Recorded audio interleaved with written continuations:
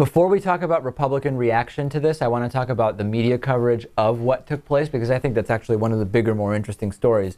Initially, I had Drudge Report and Huffington Post up on my computer. I was live streaming CNN on my computer and had my television tuned to Fox News to see who would cover this how. Initially, CNN reported that the mandate had been struck down. As you can see in the screenshot, CNN, individual mandate struck down. Supreme Court finds measure unconstitutional. That was at about 10:03 a.m. Eastern time, okay? And at that point, Drudge Report was running something that said mandate gone, and Fox News was also reporting that the insurance mandate was unconstitutional. Then I started seeing, and I actually started at that point starting to write my commentary on what needs to happen next based on that. But almost immediately, a lot of the blogs started posting that, wait a second, this has been upheld. Basically, the entire Affordable Care Act has actually been upheld.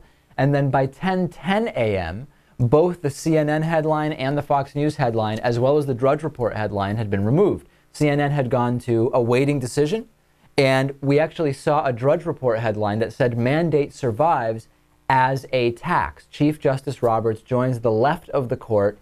Court strikes down individual mandate objections. Then it said the Medicaid provision is limited but not invalidated. And then by 10:13 a.m., Drudge Report reporting Obamacare stands, Fox News reporting individual mandate struck down. And then Fox News choosing to replace that headline and saying Supreme Court strikes down Medicare mandate.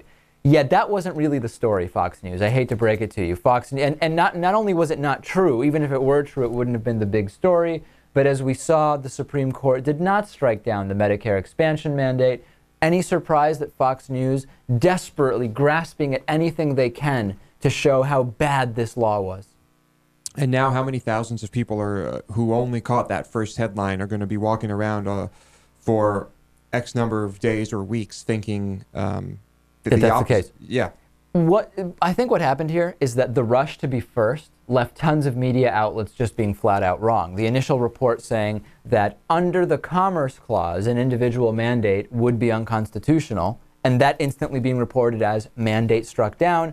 Of course, then the court going on to say, however, we just don't see the individual mandate as operating under the Commerce Clause. We see it as a tax, and as such, it is perfectly constitutional. But I think that was on page 44. Right. And we can't read 44 pages before reporting correctly. No, of course not. You need to report at 10:03 right away, even if it's flat out wrong. Exactly. Reminds me, CNN also wrong on Bush v. Gore back in 2000. Yeah. I mean, let's be honest here. I don't think anyone in the Obama administration or the House or the Senate or the Supreme Court has read that The full decision. the full decision. I disagree. Well, maybe no. Okay, maybe not the full decision, but certainly have not read Obamacare in its entirety, in its 2,000-page entirety. That's for sure. So there's a lot of that going on.